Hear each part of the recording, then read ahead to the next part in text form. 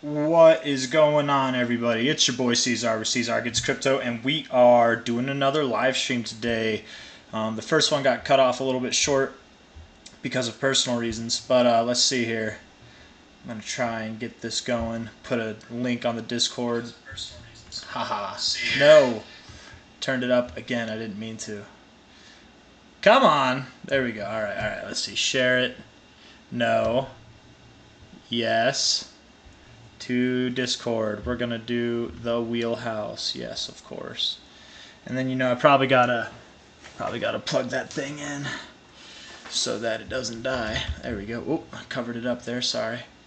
Let's see. Looks like it's on there. Okay, cool. Perfect. And get the live chat going. No, I want the live chat here. And boom. All right, cool. Looks like we're good. Video looks like you can see me. Hello, you can hear me. Nothing else playing in the background. Good. Alright, guys, so we have a weekly close here. We are about 2 hours. Let's see. Yeah, we're a little bit, almost 3 hours into this week as it goes. And what a week that was, man. We actually closed 10.5% to the downside. We have only seen, let's see, like, since the beginning of this year, we've only seen one candle here that closed above 10%. That was a 21% one. Here was another 26% candle. This one was 15%, and the only other one that even came close was this one here, but it was to the downside. I think that should speak to the fact that we are in an uptrend. We are, I think, done with the bear market. The bigger candles are to the upside. I mean, save for the idea or the fact that this week could be like tremendously to the downside. And to be fair, like if you look at it mathematically speaking, from bottom to top here, that's a 26% move, sure. But from top to bottom, negatives are always smaller. That one, that's a 20% move. It makes sense in math. I don't know why, but that's just how it is. If you haven't picked up on that, the same move up is not the same move percentage-wise down. I see I got a couple people in the chat. What's going on, everybody? Before we get going, I'm just going to kind of let some people join in because I know there were some people that wanted to watch the live stream earlier and they got cut short, because my daughter was coming over.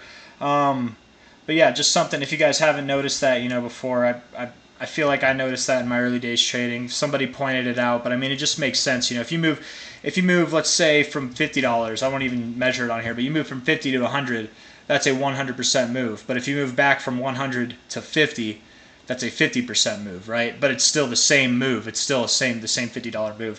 Anyways, looking at Bitcoin here, looking at it on the weekly chart, we have a lower low in the RSI at the moment with a higher low in the price on a closing basis. This week did close higher than this week. And it looks like we might continue to go lower. It is possible that this what this would be called is hidden bullish divergence, it is possible that could be negated. And all that we would need to negate that is to close below this weekly low close here. If we can close below that, then we're likely going to see some more continuation. That's not too far away. If we come down this week, over the next like 7 days, if we come down and then come back up, that would actually look really good. If we can come down below this line and then come back up above it, that would actually look really good for whatever move below this as being over. You know what I mean? So anyways, looking at Bitcoin, just a real quick thing before we get into some of the requests that were done earlier. I'm going to wait for more people to kind of roll in here before we get into that. But I was looking at the video from earlier and I couldn't see the live stream comments for some reason. So I remember that ETC was requested, ACH was requested, and what was the other one? Dogecoin was requested. I forget if there were other ones. If there were, please leave a comment. Please feel free to request any coins or cryptos that you'd like to see me do some TA on today. But looking at the daily here on Bitcoin, we are pretty low in the RSI. We are very oversold right now, so we could see the beginning of this week continue to move sideways, if not slightly upwards. Give this RSI a little bit of a cool off, and then come back down. I don't think that we'd actually go lower in the RSI. I think that we would have a higher low, but in the price overall, we'd probably have a lower low in the price. I just want to see real quick. Yeah, it looks fine. Okay. I don't think this is the low, in other words. And I actually do expect that we break this low here. Where do we go? For Bitcoin, that's kind of hard to say, but I do think that we have a solid chance of bouncing somewhere around here, around 24.3K, right around these previous weekly high closes at like the top of this kind of like wonky looking head and shoulders, inverse head and shoulders. I wouldn't call it an inverse head and shoulders. Some people have.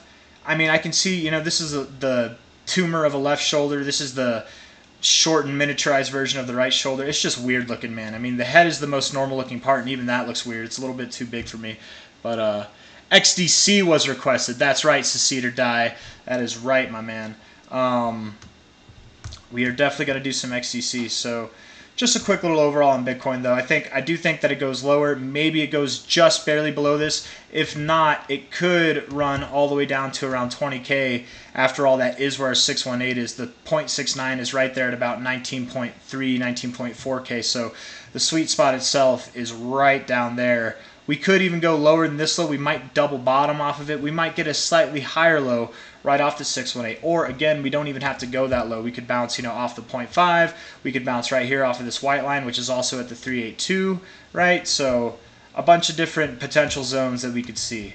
Looking at this too, overall from the low to the high here, your 1414 is right there at the 0.5 as well. That kind of lines up. The 1786 lines up right with the 618. So hard to say. We might not bottom here, but we very well could at the same time. It's really hard to say. We'll see as we go through this. Looking on the 4 hour, the RSI is looking like it's cooled off a little bit. We are moving sideways. We had this big flush down, very big wick, from the downside coming up, and then we got, I don't know, man. We're just moving sideways. We're not getting any continuation down. I kind of would expect that we move up from here, though in the more immediate term we might see a little bit of a move down, not below this wick but somewhere below this low here, and then from there move up, something like that. And we might move up to about 28K. It's at 26K right now. We might move up to 28, 29K, something like that, in that range, and then proceed to go lower after that. But without any more of that, overall, just the general idea that I'm trying to paint here is that I do think that we go lower than this low. We probably come up at some point before doing that, and then we go lower. But that's all I got to say. So let's see. Let's look at. I forget what the first one was. So since you're here, Secede or Die, we're gonna do XDC, man. We're gonna look at XDC. So looking at XDC, USD. We'll do USDT on KuCoin, yeah. So, back here. Even back here, I was saying that we'd go lower, and to be fair, since then we actually have gone lower. But back here, when we were at this top here, we were presenting some very serious bearish divergence on the daily, if not some kind of a double top. And this formed all the way back here, so I definitely felt safe in saying that we were going to go below 5.6 cents, which we have. Technically, this bullish or bearish divergence has played out. We are below the 50, however. It doesn't look like you show a lot of respect on the 50, so that's really not too big of a deal. I would say we show more respect on this line, the 55 area, and we're well below that. So I would expect that you would come down at least to the oversold zone, if not bouncing off of it, coming down into it and finding a low there. You don't have to, but that's kind of what I would expect overall. You had this kind of uptrend in the daily, right? You can see it here. You had your higher lows, higher highs, right? You had this nice little trend and you just broke out of it. I think that this is the sign that we are, we're done with this little uptrend that you've been in since down here, and you're done with this move. You're coming down now. This does look like a very significant topping kind of pattern. You also finished it not just with bearish divergence, but with a very big bearish engulfing candle and some pretty significant volume too, if I might add. Let's see. Looking at it on a weekly, maybe we can see this a little bit better.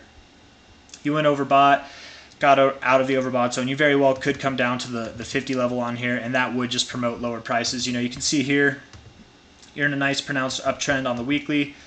Depending on how you want to cut this, maybe it's like this, over here to there. Maybe it's like this, a little bit lower, like who knows, but maybe it's parabolic. Maybe the next one won't be in line with this here, but it'll be a little bit above. But even still, I would think that you come lower in the RSI on the weekly, which would also promote lower prices. Looking at this thing from the low to the high overall, from the cycle low to the current high, you bounced off the 382 area, you came up, and I would expect that you do come down below it at some point. Maybe you find support at the 0.5. Maybe you come down to the 618 area. Hard to say. At this point in time, I'd be more inclined to believe that XTC finds support somewhere around here, which again is like at 4.5, 4.6 cents. You might even find support right here at about 4.2 cents. And then again with the possibility that you could find support right here at this previous high weekly closing period, which is right on the 618 at 3.6 cents. And you could go lower than that. You really could go lower than that. The sweet spot for a lot of charts is right here, but you know, there's not a whole lot of data, a whole lot of historical data on this chart. I think XTC is older than this chart though. Let's see if there's XTC USD. I think it's Bitfinex that has the most historical data. Yeah, it is. I just don't like using Bitfinex because it's not, I don't know, I don't like it as much, man. I don't like it as much, to be fair. So we're gonna use this one. I wonder too, on the overall from the all-time high to the current cycle low. Yeah, man, look at this. I'm talking about this sweet spot here, right? Being between the 618 and the 0.69 right there. You actually tipped off literally right in that sweet spot as well. So look at that. The 382's down here. I keep forgetting about this, man. I feel like I talk about this in every one of my videos and I just rediscovered it. But the 382, I'm going to put a white line there. Right at the 382 there. Just a little bit, actually. Let's see. Right, if I can get it. If I can get it right there, sure. It's a little bit below the 382, but that's right at this previous area of resistance, right at these previous areas of support. You really could see around 4.7 cents being an area that you find some support. And you could wick just a little bit below it. You know, that would take you down to about 4.2 cents. So somewhere in that range is very possible. With, again, the possibility of going lower completely in the wheelhouse. Yeah, I don't know. Looking at it on the daily, getting below the 50 is not a good thing. The 4-hourly RSI does look weak. You're kind of neutral, but you're presenting a hidden bearish divergence where you have a higher high right here. But overall, from this high to this high, this is a lower high. So you're kind of neutral overall while moving down. So that's not really good. I would expect that whenever the 4-hour gets to these stronger oversold zones, you probably will. And look at that too, man. You're resisting. You're finding resistance on the 4-hour where you've been finding resistance time and time again, just right over here. So I don't think that you're going to break above this. I do think you break below this. And where do you go? At least in the more immediate term, you'll probably go somewhere between anywhere from about 5 cents to 4.8, 4.9 cents, somewhere in that range between the 1272 to the 1618. You could even go to the 1886, which is right there at that line, that 4.7 line, which lines up again with that 382 level, that major macro 382 level. But yeah, the 4-hour looks not good. The daily, kind of neutral, but also not looking good, not looking too healthy. And the weekly looks like it's strong, you know, prevailing overall that you are in this uptrend. All you're going to do is probably form a higher low, but still you have some room to go down and still look strong. You can go down and still look strong, so that's not really too big of a problem. But let's see here. I'm going to look to get back in at 5 cents to play it safe on some rookie-ish. Hey, man, that's okay. If you want to get into 5 cents, there's nothing wrong, man. You know, like, nothing wrong with maybe believing that it goes lower or not believing, like you don't know, so then just like saying screw it, I'm going to buy. I would rather try to catch it and get in than be greedy and try to catch the exact bottom. There's nothing wrong with that. That's actually my style in itself. If I was to buy this thing personally, I would, let's see, from bottom to top, I would feel comfortable buying like right here at like 4.7. That's where I would feel comfortable personally, just because it's like a previous area again where we found support over here, maybe 4.8 or something like that, like the actual tip, the top of this tip here, it's like 4.7. So yeah, maybe somewhere around there. But at 5 cents, if you want to do it, sure, you know, it's your money, do what you want with it. You know, you're in a year or so, you're going to be happy that you bought there. You know, you'll feel like a genius, so it's not a big deal. And it might not go as low as I'm talking about it going to either. It doesn't have to go that low. But I think that we've covered this enough.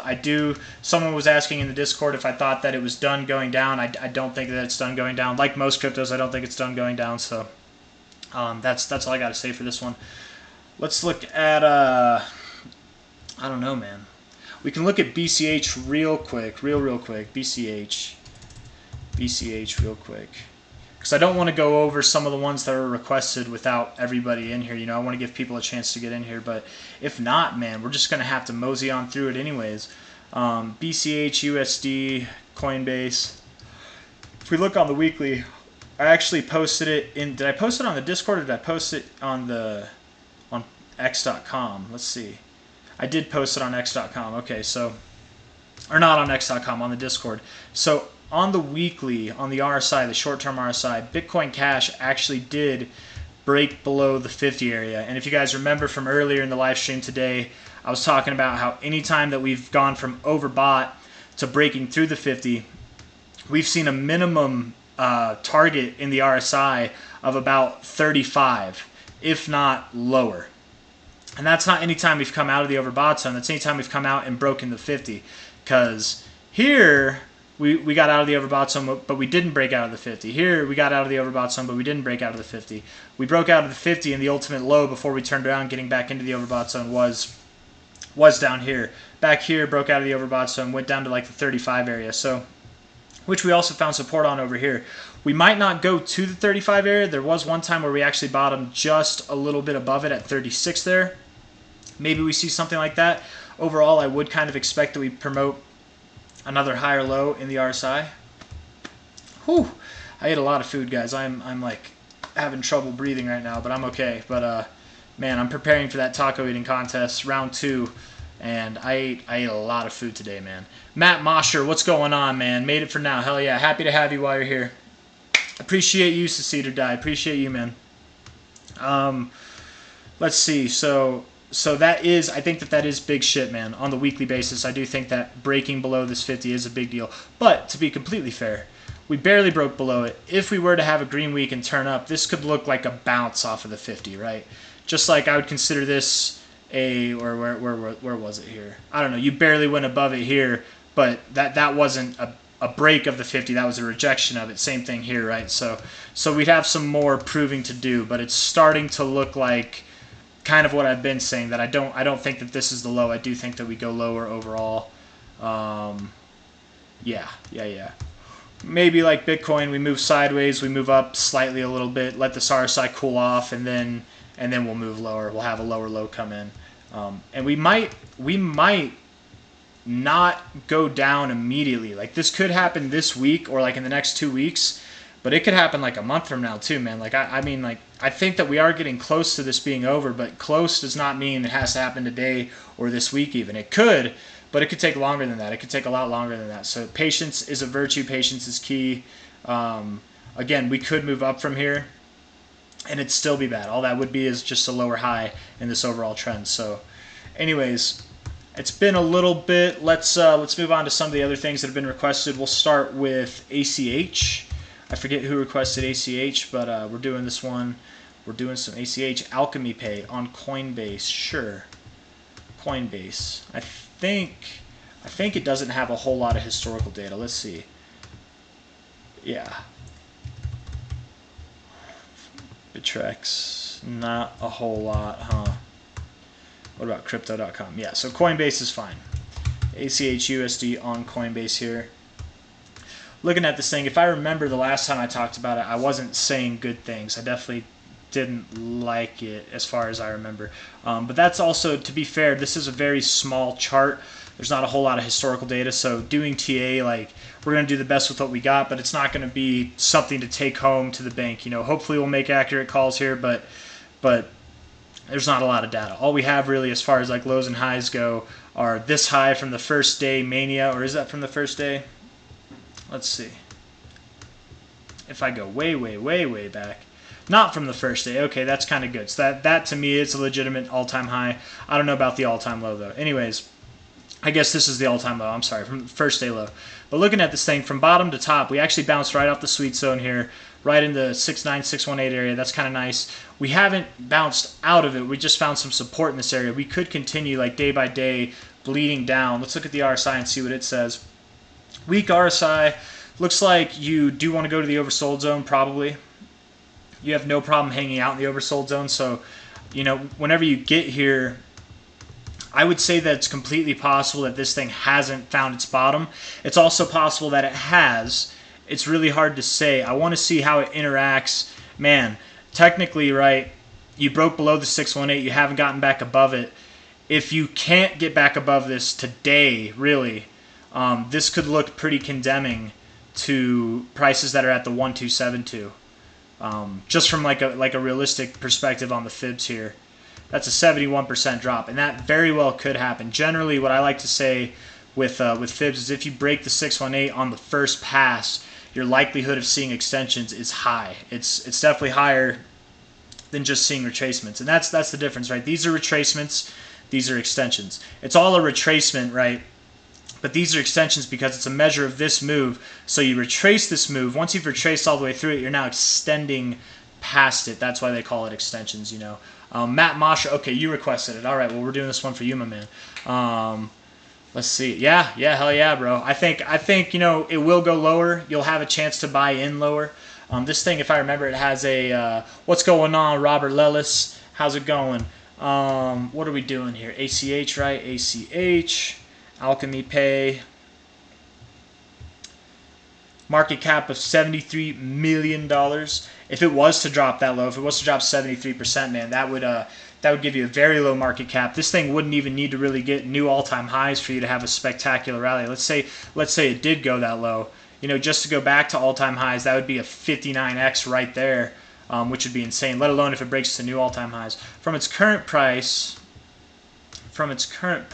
let's see. It's at, what was the, it's at 73, let's call it 75, just to make math easy, 75 million. If it was to go to its previous all-time high, that would be a 16x, so that would be 750, that would be over $1 billion, right? That'd be an over $1 billion market cap. So yeah, this thing definitely could, if it does well in the coming bull market, it could break its all-time highs. And if it were to break its all-time highs and not break this all-time low here, if it does break this low, you know, then these extensions are only get higher. So that actually means better things in the future, right? But if it holds this all-time low, your minimum extension would be at 62 cents, upwards to $2.10, which would just be insane, man. How much of a growth would that be?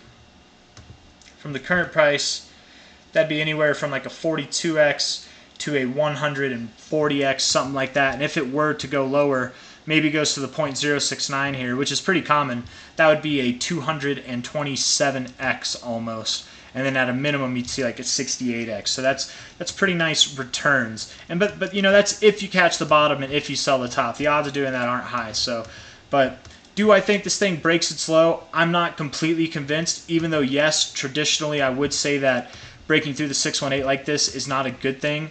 On a weekly basis too, man. Yeah, you know, ooh, and you're finding resistance, it looks like, on it. I mean, truthfully, generally, I would think that brings you to new, that would bring you to these extensions, but maybe not. It's hard to say. It's hard to say. If it was most charts, I would definitely be looking for the extension. But to be completely fair, too, you had a nice little downtrend, and then boom, man, you came up. Like, this is a nice little pop up. Not a whole lot of volume, but it is building volume. It's more volume than you had really ever since, let's see. Yeah, it's like the most volume you've had since October of 2021. So that's, on this move up, that's kind of encouraging, honestly. And it just built as you're moving, right? It started off high and then got higher and then even higher. The most volume you saw was on this day, whatever. That's okay. I'd be a million in the million club if that would happen. Well, man, let's hope it happens. I'd love to see anybody and everybody here become millionaires, billionaires. Who's going to be the first trillionaire? I want that to be me, man. I've been saying I wanted to be a trillionaire since I was like, I don't know, since I was like 23, something like that. Just because, you know, I knew that by the time that I would be a trillionaire, $1 trillion is going to be worth like what $1 billion is now. So everybody wants to be a billionaire. I want to be a step ahead of that, right? And I see some people talk about that on Reels and on social media, and I'm like, damn it. I swear I thought about that first. They're piggybacking off of my energy, but no, I don't know. I don't care. What I'm really trying to talk about, guys, is this shirt, man. This is a dope shirt. This is a Nikola Jokic shirt. Somebody in the Discord was asking who Nikola Jokic is. Let me see if I can get it. Let's see. A little bit lower there. I think this is right. There's very little liquidity. I agree, man. Yeah, there is. Yeah, Robert Lellis. Good words, man. Nikola Jokic, man. He's the Joker. That's what they call him. He's sitting on his throne. I don't know. I just got this shirt, man. I'm really stoked on it. But anyways, guys. Anyways, what Robert Lellis said, man, be careful. It is very low liquidity. And for those of you that don't know, it goes back to something that I was saying earlier.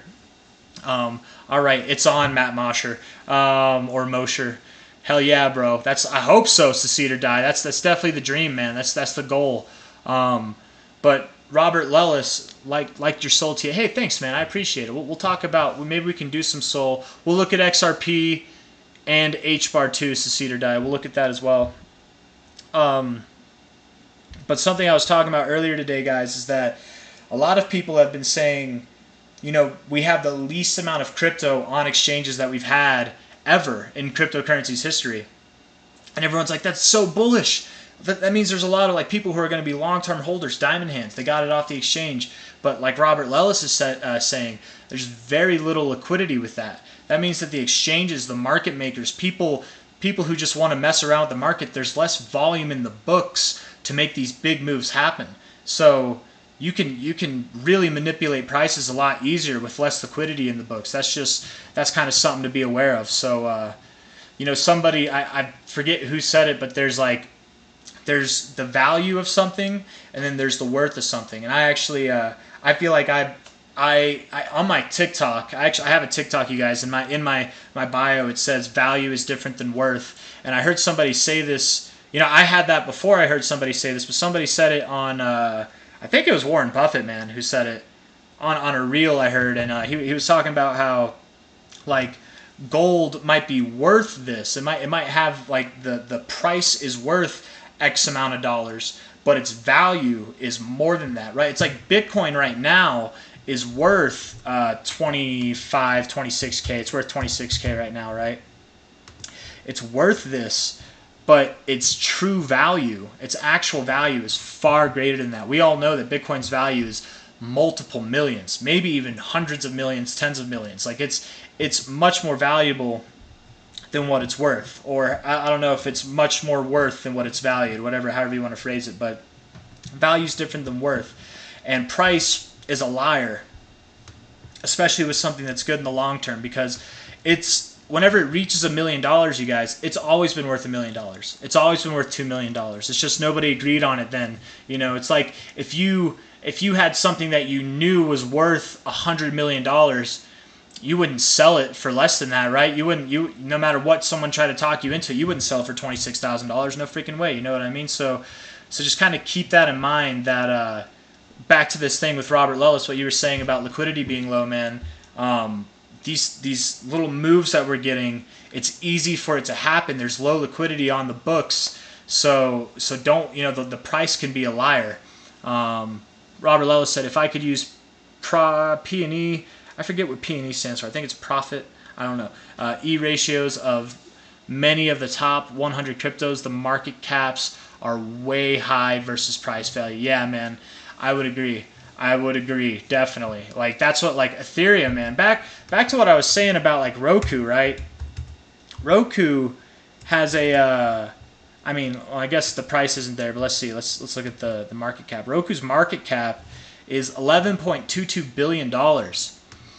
And I bet there are way more people in the world who use Roku than there are people who use Ethereum. I know Ethereum is one of the most utilized cryptos in the whole space, but this should show you how much of a bubble we're in, guys. I bet you the majority of the world, there's a majority of people in the world who know what Roku is, and they even know how to use it, and they have used it, right?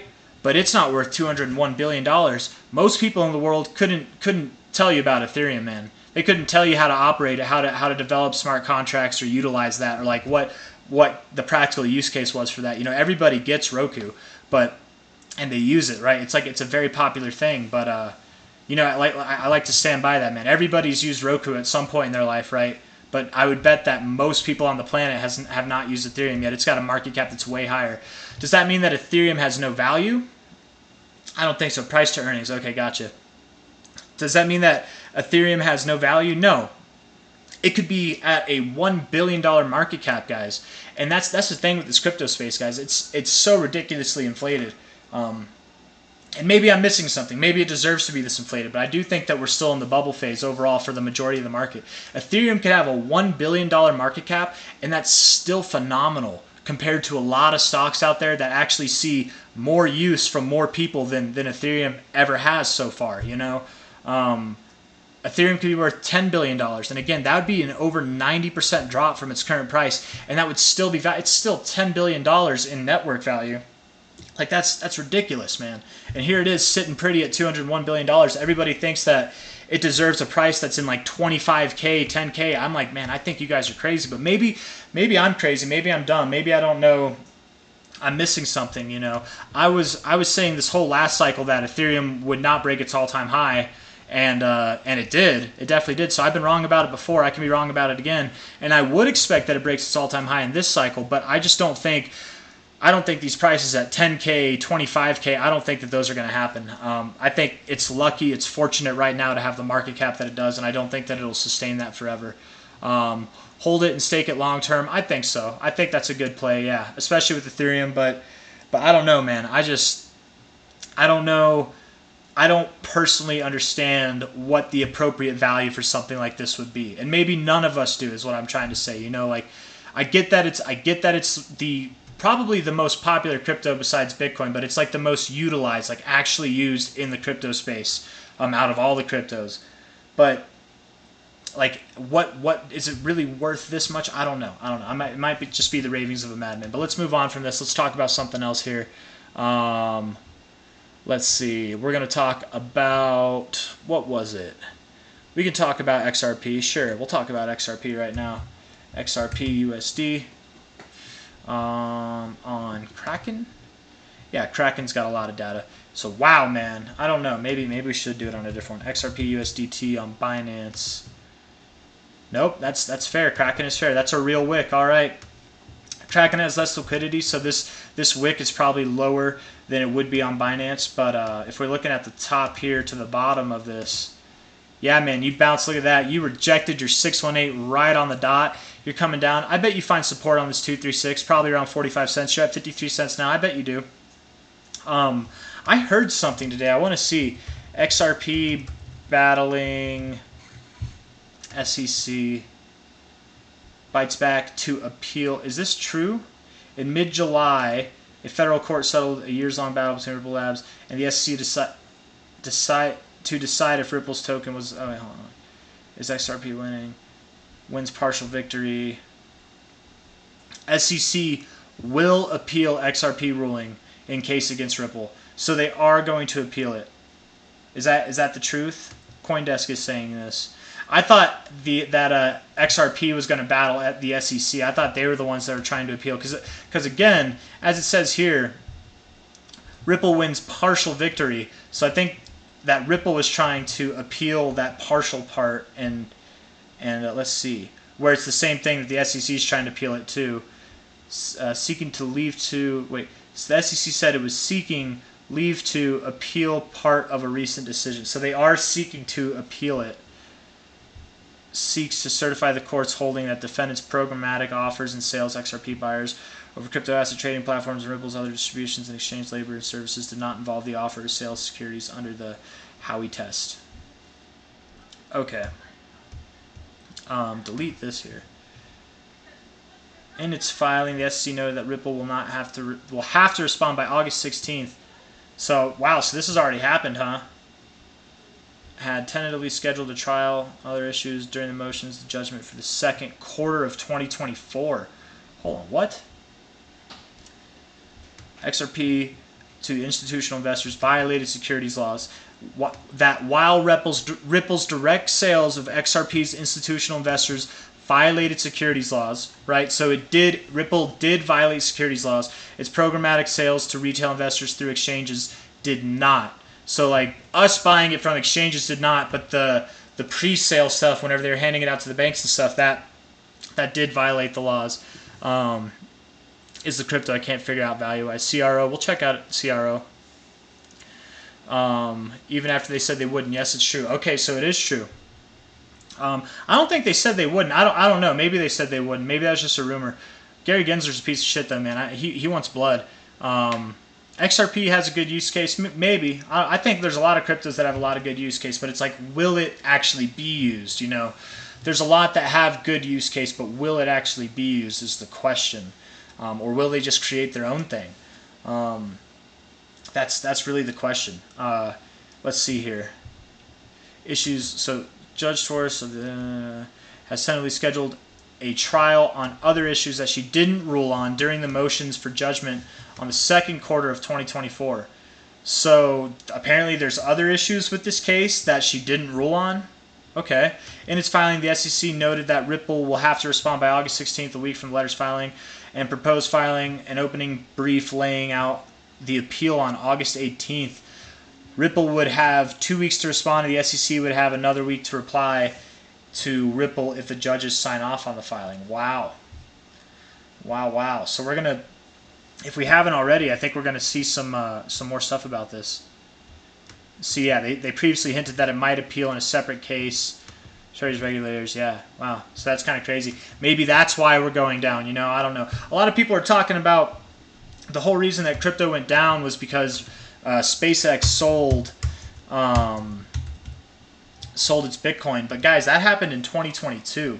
Crypto plunges on report that SpaceX has sold its $373 million worth of Bitcoin. But that happened in, come on now, I don't like, whatever this is that's like in the middle here. Let's see. In its biggest day since November, oh no, I'm sorry, FTX collapse. Let's see, what was it? Elon Musk. Why do I get all these things popping up, man? Maybe I shouldn't be on the NY Post. I hate this. I'm going to get fished on this, man.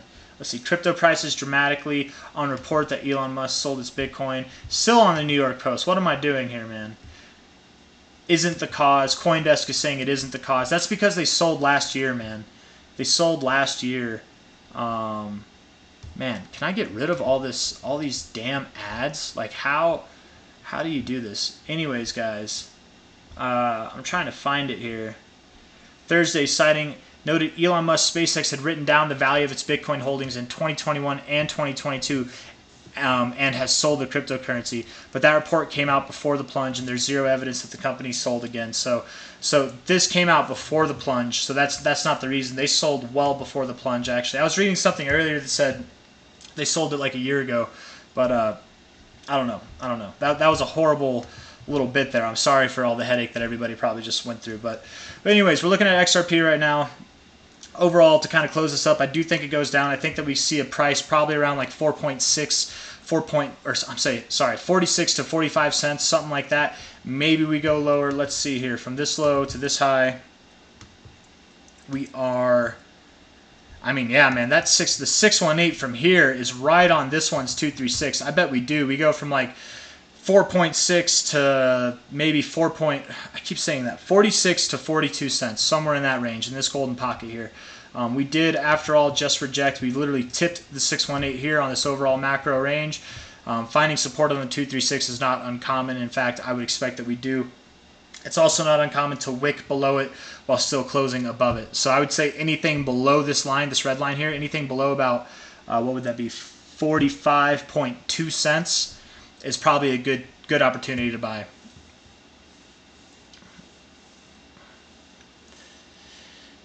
Potentially. Yeah, potentially. I mean, the people that have a lot of money, they don't want to give their money to the people. They want to keep the money themselves, so they're gonna implement their own cryptos. I think that there's going to be a lot of value. See, but that's the thing with banks creating their own cryptos. That's the CBDC, right? They're going to create probably like their own CBDCs, and those, of course, will house a lot of value. I mean, they might make their own cryptos. Who's to say that they're not already? I don't know, but I mean, the Bank of Japan created their own stable coin, right, a while ago. People were worried that would make crypto obsolete, but I don't think it will. Banks can do their own things. Retail investors or like individual, independent people and groups can make their own cryptos as well. I think that decentralization, which you can't get if you're a bank, decentralization I do think has value, so I think that there will be valuable cryptos from that, but I don't think that, out of the whole world of cryptos, out of the tens of thousands of cryptocurrencies that are out there, I don't think that there's going to be a lot of them that house value. Bitcoin will probably always have value, right? Exchange tokens, I could see exchange tokens like Binance token, Qcoins token, I forget what that one's called, if if Coinbase were to come out with a token or something like that, I don't know. I could see exchange tokens always having value too. Gaming tokens can have value. But some of these things, man, especially like XRP, I think it has value now, and I think it will have value for a long time. But the whole premise is that it was supposed to facilitate payments for banks, right? And it's supposed to be like stable, and it's anything but stable. It's actually a very volatile asset. I mean, as you can see here, right? It's very, very volatile. Boring for a little bit, but volatile overall. If we look at, let's see, XRP USDT on Kraken. Nope, that's not the right one. I don't know, man. Is that whenever it came out? I don't think it came out in 2017. Yeah, it came out way back here. You know, the most like still it was back here before it really pumped up. But I don't think this thing's stable at all. Like what bank would want to use this to transact right now? You know, they'd have to become more stable if that's really to be a thing. But what do I know, man? What do I know really? Well, let's see. Ripple uses XRP to sell to retail. Yeah, they do. Ripple and XRP are completely different things. They're completely separate entities. You know, Ripple makes XRP, but XRP runs independently of Ripple. All right, as much as I want to stay, I have to work in the morning, so I'm going to miss the rest of the live again. Loving the lives, man. Love having you, Matt. Thanks, man. I appreciate you. Get some sleep, bro. You're gonna be glad you fell asleep early, so you don't have to be tired for work. XRP is old layer 1 tech. I do think XRP will still do good in this bull market, but I do think with time, unless it implements some kind of different thing, it will become irrelevant. I will say this about XRP though, it does fragment, right? Every time you spend it, XRP like gets deteriorated, right? Like it's deflationary. So to a certain degree, that'll only make it more rare as time goes on, and that should increase the value, right? If the demand stays the same, but the supply is going down, then price, fundamental laws of economics, that price would go up with that, right? But anyways, enough about XRP. Let's talk about H-bar. I would actually, let's see here. I'm sorry, I missed some comments, guys. Succeed or Die. Any books on TA you suggest, bro? I'm currently doing a course I paid for. I need to come up. Hell yeah, bro. Working construction, bro. It is a hard way. I like construction, man. You know, like you can be proud of your work, like you actually see your stuff, you're putting it together, it's great. But yeah, bro, it's hard work, man. It's really hard work, and you don't get paid enough. You really don't. Like it's you know, unless you're the big dog. But if you're the big dog, you're not doing it. Doesn't make any sense, man. Like it doesn't make any sense to me at all. But I know some people in construction that make good money, you know. But there's better ways to making money. I think trading's definitely one of them.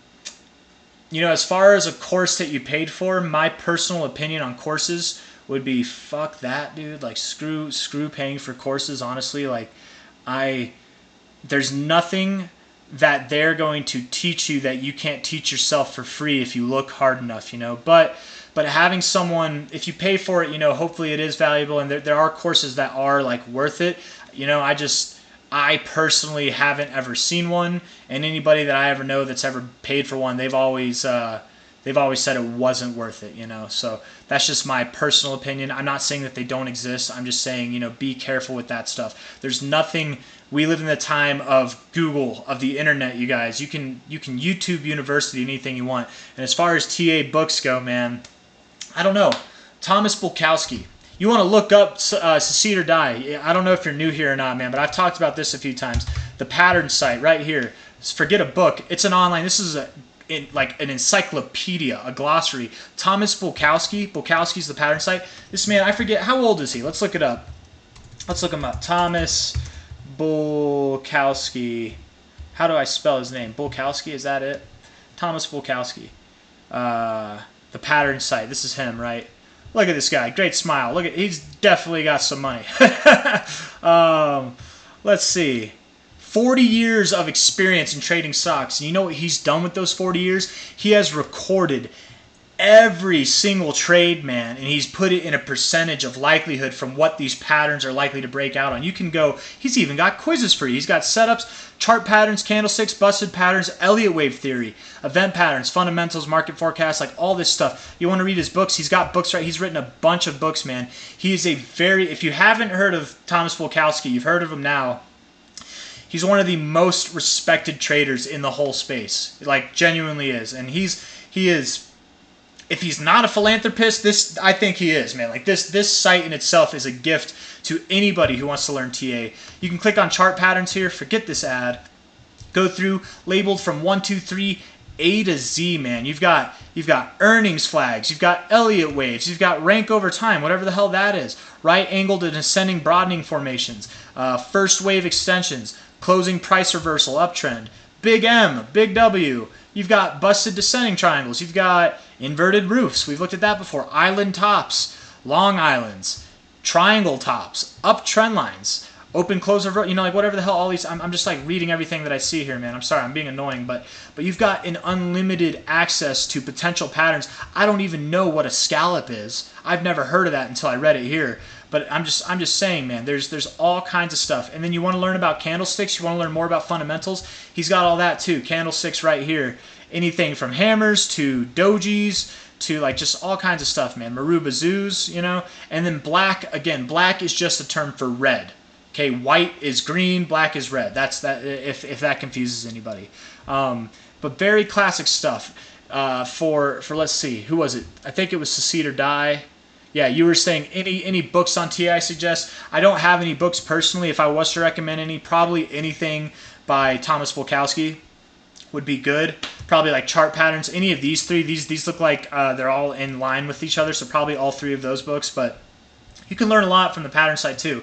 And look at this. Market Overview 8/14/2023. He updated this thing 6 days with patterns. 8/15/2023. He updates it all the time. It's an old site that is regularly updated, man. Utilize this thing, man. It's his gift to us. He's like, if he's not classified as a philanthropist, he should be, just based on this site alone, man. He's taken all of his experience and made it available to us for free. He literally, I'll real quick, I'll stop nerding out in a second, but let's just look at Adam and Eve double bottom, okay? Just for an example. He gives an overview. He tells you like what the idea of it is, right? Bull market results. He gives a little example here. That's not the real example. You scroll all the way to the bottom. Here's actually a chart example from like whatever, from EMC. He gives the stock and everything. That like this was an example that he took from it. He tells you the measure rule, price reversals, the big W, confirmation, handle, flat base, trend. Like he describes it, right? Characteristics of it and how to kind of identify it in itself. So like and then he also even gives the percentage that you can expect for this thing to be successful, right? Break-even failure rate, 12%. So it's 12% break-even failure. Would that mean that it's 12% likely to fail? So that means it's like 90 or 80, 88% likely not to fail? I don't know.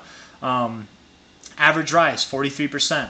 Percentage meeting price target, 69. So about 70% of the time, this thing meets the designated price target. At least 70% of the time, which is fantastic, man. You can see what patterns are more likely, which patterns are less likely to kind of develop, and I really like this thing, man.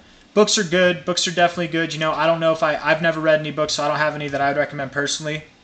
If I was, this guy's books, any and all of them, I'd probably recommend them. But the pattern site, above all, this is something I would recommend for sure. I'm going to read some of these here real quick. Let's see. Facts, bro, the course is okay, but wasn't worth. Yeah, the course, it might be okay, and I hear that, sometimes, but like, dude, it's the same shit. It's probably like more or less like different analysis, different tools than I use probably, but more or less it's probably like the same kind of dynamic that you can find for free here. You can find it for free on other places. You want another place, if you want to learn some TA, man, you guys really want to learn TA, there's a guy named Crown, Eric Crown Crypto. It's Crown's Crypto Cave if you want to look it up.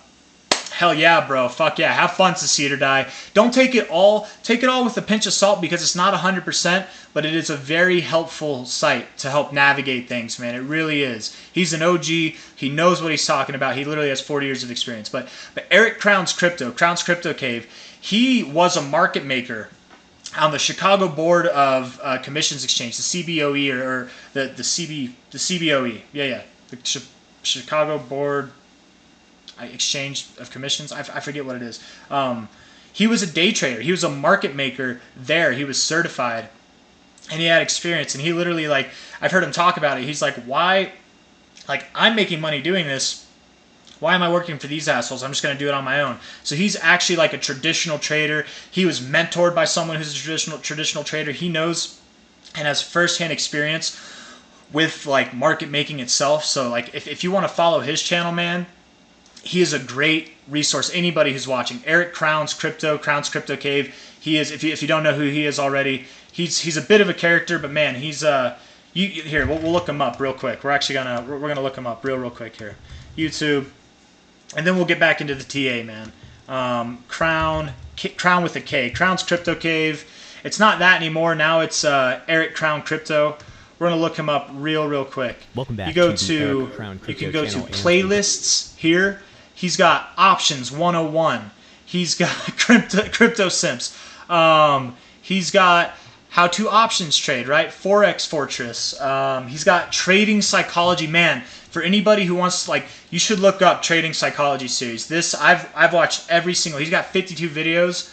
If you're ever bored, just play it, man. They are all good. Some of them are a little bit repetitive, you know, whatever, but it's important information to help you understand how to control your emotions and control yourself, man. Like this, very valuable stuff. Technical analysis, trading strategies, long-term analysis. You know, he's treasures of the cave, whatever. Go through, like, this is a treasure trove in itself. He's funny, man. I like Crown. You know, he seems like he's a bit of an asshole, but in a good way.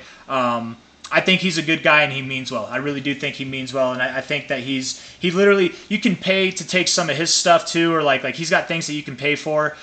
He makes his own indicators and stuff that you can pay for too, which if I was to ever pay for something, it would be for an indicator. I wouldn't pay for courses, but I would pay for an indicator. But why pay for courses when you have stuff like this available, you know? And like this guy, he knows what he's talking about. He's got years of experience. I've literally seen him. I watched him, man. He took like like 0.1 Bitcoins and was trading it with leverage, high leverage. He took like 0.1 Bitcoins, guys, and turned it into like over 100 Bitcoins or something like that in like a year. Like it was insane, bro. It was really insane. He killed it back in this BTC USD.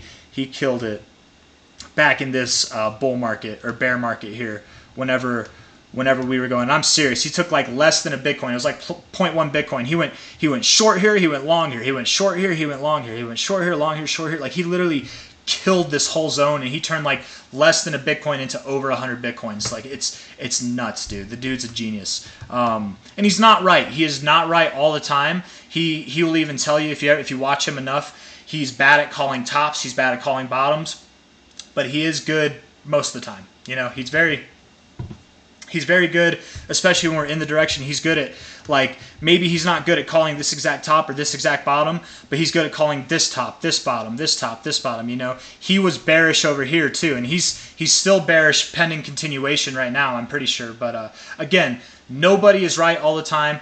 I'm not right all the time. Someone who's experienced and practiced and actually like a certified trader is not right all the time. We're all human beings.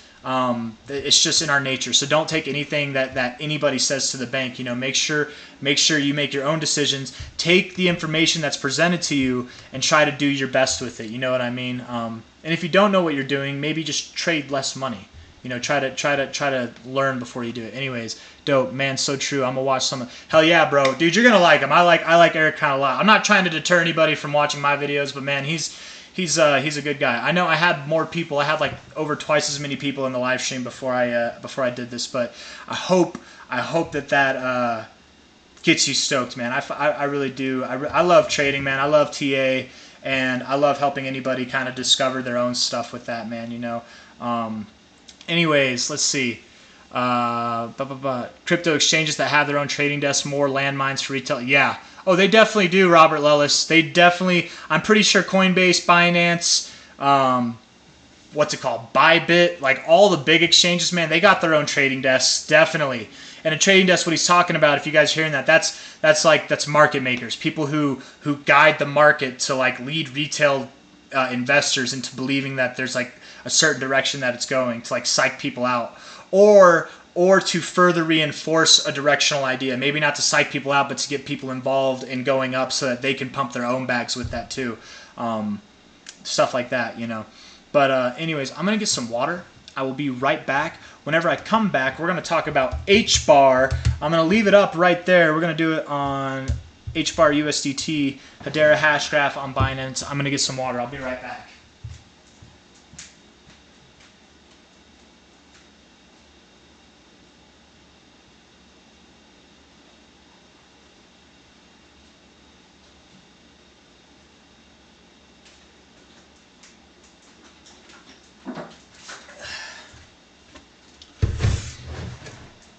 All right, and before we get started, again, man, this trading psychology series, like, it's good to learn how to do TA, but learning yourself, understanding psychology and why things are the way they are, like, dude, everything about it is just genius. I really like this playlist a lot. I like this one too. I mean, they're all good. I haven't watched all of them, but they're really good. If you want to learn how to do options 101, whatever. But enough of that. Enough shilling other YouTube channels who will never even say thank you. but I mean, what? I got like 6 people watching, so I mean, he's got like hundreds of thousands of subscribers anyway, so it's not like he has to say thank you for that anyways. But looking at this, and I'm sure most of you have probably already heard of who he is, but looking at Hedera hash graph here, H bar, on a weekly basis, taking the bottom to the top. Let's see here. We bounced right off the 1886. We came all the way up to the 1272, rejected it. Held the 1786. Actually kind of bounced off the 1886 again. I would say, man, that you're probably done going lower, Hedera hash graph. I do think that you want to go higher. And I remember my last video I actually said that, but I did say at first that we'd go lower. And I'm really excited to talk about this because, man, I had somebody... I don't normally do this, but you know what? I'm gonna break some rules today, and I'm gonna talk a little crap, a little caca. Let's see here. Where are ya? H bar, price prediction, general analysis. We go to comments here. Where is it? Where are you, buddy? I love how you Einstein chart boys sound so convincing, yet have absolutely no idea what you're talking about. Most of the time. 4.2 cents. Look at the price today. This was a day ago, actually, and this wasn't like yesterday. This was he brought this comment up right here on this day, on the day that it pumped 10% and now it's dropping. And my response to that, just so you guys know, it's funny how you want to talk about it now on a day that it went up. And then I was saying I wouldn't say I'm wrong yet. Don't count your chickens before they hatch. A lower high is not something to get excited about. Price action will humble anyone who wants to learn TA, and that's the thing, man. It's like I don't blame this guy. You know, like he just clearly doesn't know about TA. And the thing is he got all excited on this pump, but really all this was a lower high. If you know TA, this isn't anything to get excited about. What this is, from a psychological standpoint, this is a chance for people who got caught up here. It's a second chance for them to sell and get out, and that's why it's a lower high, because more people didn't buy here. If they bought here, we would have gone through the roof. But people that were trapped up here, they took smaller losses instead of bigger losses. Whenever it was down here, because that was a quick move, they got trapped. Instead of staying trapped, they sold at, guess what? At a very classic fib level to sell at. If you take the top to the bottom, look at that, right in the sweet spot. If you guys have been watching the channel, you know that I talk about this between the 618 to the 0.69 all the time. And I want to say that this is everybody talks about the 618. Any TA person, even if they don't use SIBs, they all know about the golden ratio. But nobody will tell you 618 to the 69 is like the golden spot, right? The sweet spot. I've noticed that most times, just in my time, this is something that I learned like trading personally, is that most of the time, whenever you go up to the 618, you don't tip right off it. Sometimes you do, but most of the time you actually break right through it. Or maybe not even most of the time, but often enough. Maybe it is most of the time, I don't know. But often enough, you break through it and you'll go to the 6.9. This time you went a little bit through it actually, but if you bought somewhere in this zone, even if you had a buy order or a sell order, I guess, at the 6.9, you would have nailed this move. You really would have nailed this move. So that's just something right there. Very classic area to top off at. And look at that, man. You're going down. You are going lower. Lower volume on this move up. I do think it wants to go down. If we're looking at this thing on a daily basis, very good looking RSI. Very strong looking, kind of neutral at the moment. You're bouncing off the 50. I would think that you want to come down. Probably with the rest of crypto, you will go down. But you know, on a weekly basis, man, also looking strong. You got a technically, you do have a high here and a higher high here while having a high here and a lower high here. That is hidden bearish divergence. I would think that you do break out of this overall uptrend. You probably do. And where will you go? Probably down to the 618 to the 0.69, which is right around like 5 cents to 4.9 cents, something like that. You could go all the way down to the 886. You might form a slightly higher low, which would be totally fine. That's totally fine, right at the 886 there. That could happen sometime in September, the beginning of September. It could happen sometime this month. It might happen later than that. We might not even go that low. But regardless, if we don't break out of this range, I would still expect that you go lower, probably lower than this green line, if not at least to it. You probably would go at least to like 5.5 cents, if not more likely, in my opinion, down to about 5 to 4.8 cents, something like that. Looking at this thing on the daily again, you know, you've been hugging this 50 for a while. You did top this off with a pretty bearish candle, right? That's like a, I forget what that's called. It's some kind of doji. Here, we'll use the pattern site. We'll go to candlesticks right now. This is is it a dragonfly? Is that what it's called? ABC, where are you, D? ABC, doji, dragonfly. Where are you? Nope, it is not a dragonfly. Is it a inverted hammer? What is it? Maybe it's not a doji. No, because dojis are thin. They don't have blocks, right? So maybe it's a hammer. Hammer, inverted, maybe? I don't know. Two line. No, something like that. I don't know. It does look like a hammer inverted, but it's some kind of hammer, right? Hammer there. I think it might be an inverted hammer. I don't know. It's not a falling star. But you can see here, look at this. You topped off with this kind of candle. You topped off with this kind of candle. And wouldn't you know it, you topped off with this kind of candle here. I very much do expect that you come lower. You already found a nice low here, but the way you've been hugging this 50, man, each time you've hugged the 50 and then you came up, I don't know, man. Let me see. I mean, you might not go lower than that low. It is possible. I don't know. The thing that would tell me that you probably do break this low is if you get a daily close, and I know I said this in my last video, if you get a day that closes below about 5.63 cents, then I'd be convinced that you do break it. Until then, I guess I would say it is completely possible that you do maintain this uptrend. It is completely possible, but it's a pretty bearish candle. You finished it with bearish divergence. If you look at the high here, high to high here, that's a double top, and it's actually a slightly lower high here where you have a higher high. That is bearish divergence at its finest to end this overall like kind of uptrend. If we're looking at it on the daily too, I mean, you had this uptrend in the RSI. It looks like it's rolling over. I really would expect that you break this 50 on the next pass. You probably do. Looks like you're rejecting the overbought zone or the bullish area of control. Hard to say. Time will tell, but my overall bias is that you will break out of this kind of uptrend that you've been in for a little bit now. You're going to break out of it, come down, probably down to about, what was it, 4.8 cents to 5.1 cents to 4.87 cents, something like that. If not, potentially even lower. That is possible. Looking at the 4 hour, we might see some more details. Yeah, man, look at this. This is a more bearish looking RSI, right?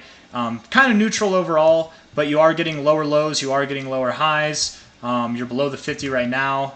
And looking at this here, you had a peak right here, a little spike, higher high there, where you have a spike here and a lower high here. That is hidden bearish divergence. You tend to see that come into play in downtrends. So straight up values to see it or die. You know it, man. You know it, bro. That's and the thing is too, talking about Eric Crown and his straight up value and just like sharing value amongst everybody.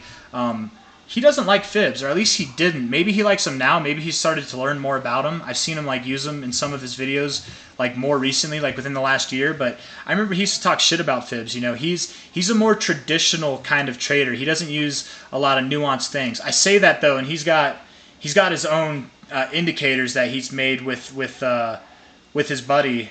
He's made some indicators himself, so I mean, and those are kind of nuanced, but they're probably based on like fundamental old school styles and tactics.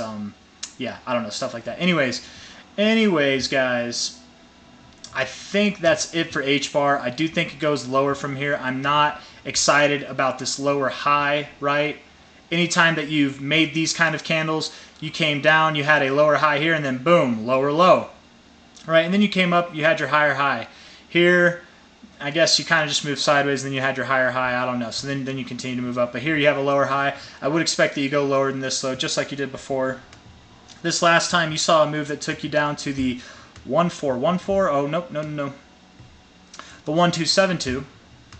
Maybe, just maybe, we go to the 1272 from this move right here, which would take you to, wouldn't you know it, 4.88 cents. 4.88 cents, which I'm pretty sure is right on the base of the sweet zone from this low to this high, literally right there at the 0.69. So I wouldn't be surprised if we saw prices below 5 cents. That's all I'm saying. So without any more ados on that, let's move on to the next one.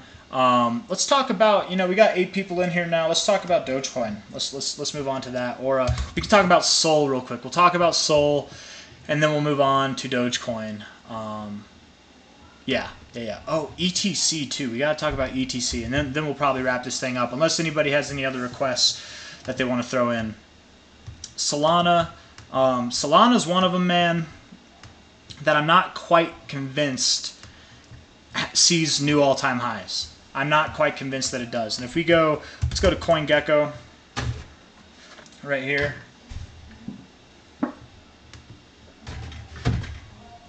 Solana. Number 10. I didn't even need to do that, but here we go. Market cap. Let's call it $9 billion, right? It's basically worth $9 billion. We'll call it 8.7, whatever. We'll try to keep it honest. 8.7 billion with a B dollars. 8.7. If it was to go to its previous all-time highs, its current all-time highs, that would be an over 10x, right? So that would make Solana, I don't know, that'd make it worth more than $90 billion, right? Right, I think so. I think that'd make it around 90 billion, but more than 90 billion. That's like a 12x right there. So, right, wouldn't it?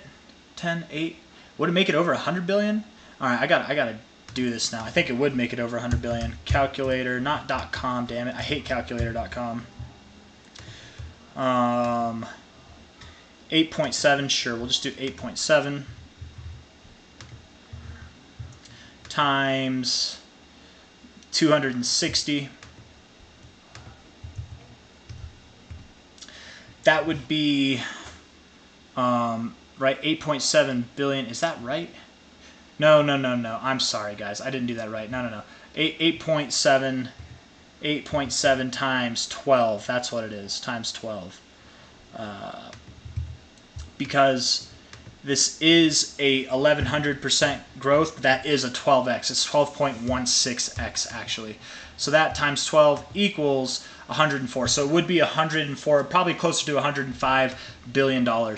I personally, you guys, don't think, and what do I know? I don't think Solana is deserving of that. It's had major network issues. It's shut down a couple times. It's a very new crypto, and it started off with a lot of hype, and it sold off. I know how this story goes, man.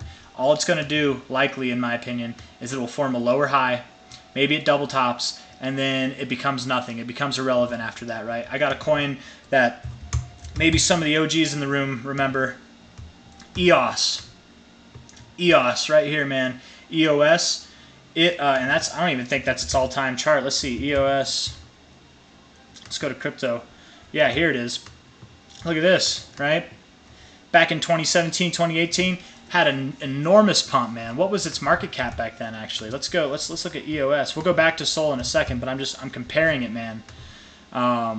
It still has a market cap that's pretty high, right? But let's see. We'll go to market cap, and we'll do max here. Its all-time high in market cap value was, well, shit, let's see. Let's see here. That was $17.5 billion. Okay, $17.5 billion. It has not seen a market cap that was higher than that since, man. It's only gone down. This bull run that it had last time, it still did good, right? From its low of the bear cycle to its high, it went up. It did almost 6x, and then again it went down here, had a double bottom, and it did another like 4x. Like, that's nice. You could make money off of that, but it didn't perform as well. It never saw its all-time highs again, and that's basically what I'm trying to get to with Solana, man. Is that I don't think, and of course this achieved a way higher market cap. This should just show you how ridiculous things are, man. I don't think Solana is going to see these all-time highs again. I could be wrong. If it does, that means that Solana is going to achieve a multi-$100 billion market cap by the end of this bull market, and I just don't see that. Even from the current price right now, all the way up there, that's only like a 31x. That would be nice to see. I would love to get a 31x myself, but I say 31 because it's right there. But I don't think it does. I think what this thing has in it at the most is up to the 886, probably around $175, and then it goes lower. It might not even reach there. It might hit the sweet spot right here and then go lower. I think Solana, unfortunately, is going to be one of those that is a very big disappointment. I think it does well. Anybody who buys Solana right now at the height of the bull market, you're probably going to be able to sell for some pretty solid gains. It looks like my video went out. Let's see here. Let me see. Got it. Yeah. And are we back? I don't know. Looks like we're back. Okay, I don't know why my video went out. I just noticed that, but whatever. It's okay. But I really we'll look at CRO too, man. We'll look at CRO. I really don't like Solana personally. I have no hate for it. I think it's a big whoop. That's what I kind of think about it. This high here is higher than these highs, but it's barely higher. And you have a much higher high in the RSI here, right? You've kind of just had a flat base where you're having an ascending range here.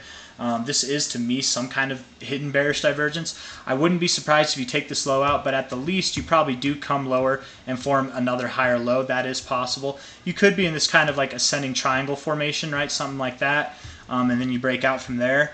But all in all, I do think that, from here, it probably goes lower. Looking at it on the weekly, you just broke below the 50. I would think that you go lower. You rejected the bullish area of control. Looking on the daily, you are very close to being oversold. And let's see, you are below the 50 on the long-term RSI, and you're above the purple line. You guys know what that means. I think that means we're going down. It's a good time to sell, probably. We'll see bigger prices than anything we've seen in this range so far. We'll see a bigger move down once we get into the oversold zone. Being that this is the number 10 coin, it's the number 10 coin out of all crypto markets. If this thing is about to go down, it's about to see bigger moves than it's seen so far, right? Like this last drop from top to bottom was a 19% move. If it's about to see a bigger move than that from its current price, let's say it sees a 25% move from its current like high here, 25% move. I would bet that most crypto has something like that in it as well, man. This is one of the top coins. If it's going to do bad, regardless of how I think it's going to do in the bull market, like if it's going to do bad now, it probably does bad, or the rest of the market probably does bad as well. Looking at this thing from this low to this high, the 618 is right there at $18. Previous area where we found support before. We could come down to the 1750 area where this like sweet spot is. We could even go lower. It's totally possible, but I do think that it goes lower. Breaking through the 382, I definitely do look for 618 to 69 areas. So that'll probably happen in the coming month, 2 months, something like that. Maybe it happens this week or next week. Who knows? It could happen today. I don't know. Looking at the 4-hour. I'm not a time analysis guy, I'm a technical analysis guy. Looking at the 4-hour, the RSI does look kind of constructive, to be completely fair. Other than the fact that you have hidden bullish or bearish divergence, you have lower highs, right, while having higher highs in the RSI. That's not a good thing, man. Overall, in this 4-hour, you're in a downtrend. You broke out of your uptrend, your momentary uptrend, and now you're in a downtrend. Lower highs on lower lows, lower highs here. I would think that you're actually about to make a move. And I mean, you're in the midst of it now, so I feel like that's kind of unfair to say. It's easy to say, but I think you might be making a move down below this low right now.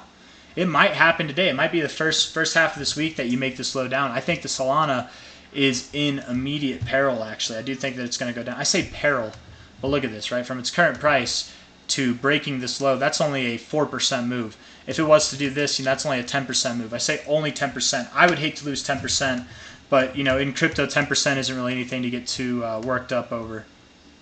Again, from this low to this high here, I would expect anywhere from about $20 to $19.50, maybe even lower. This is a very shallow fib range to draw, so seeing deeper extensions is totally in the question. Even the 3618 is totally in the answer. Not out of the question. That's what I'm trying to say. Yeah. Anywho, that's all I got for Solana. Let's look at CRO. Video never stopped. Oh, it didn't. I thought the video stopped on my end. I don't know. Not like the video stopped, but like the camera, like seeing my face. I thought that stopped, but whatever. Maybe it was just on my end for whatever reason. CRO though, looking at it now, CRO USD. Coinbase, and then we're going to do Dogecoin after this. Yeah, man, flattened base here.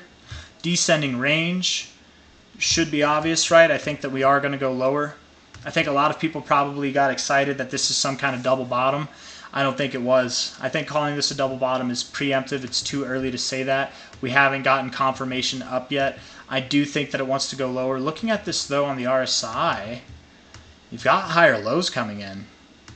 It's kind of nice to see. Technically, you have double bullish divergence, maybe even triple bullish divergence. You got this low. This is bullish divergence here, and then more and more. That's triple bullish divergence. That's kind of a good look, actually. You know, like this, it looks flat, but if you like zoom it in, it's kind of not a bad look. I don't know, man. Huh.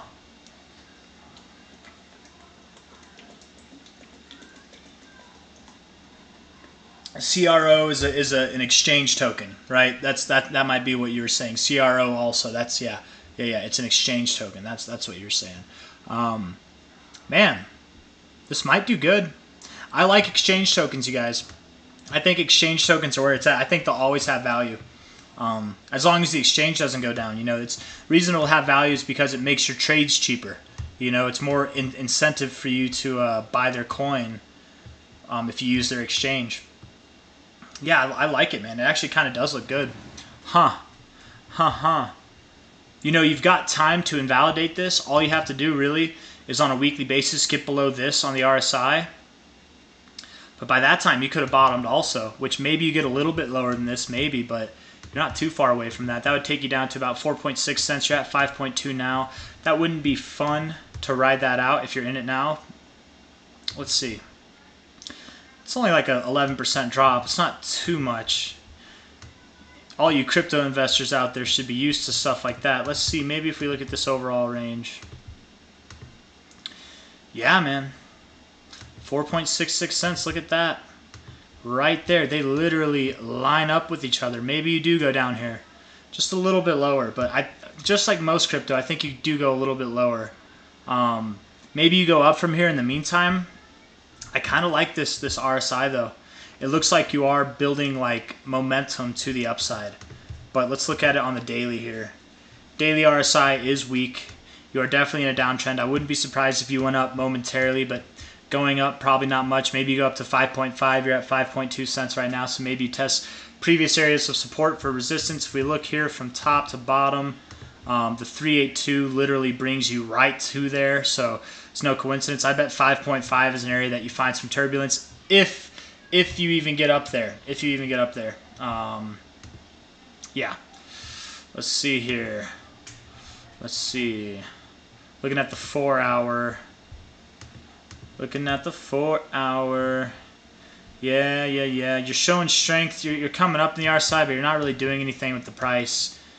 I would bet that if you get a move, and I bet you do get a move, it kind of looks like a flat top here in ascending.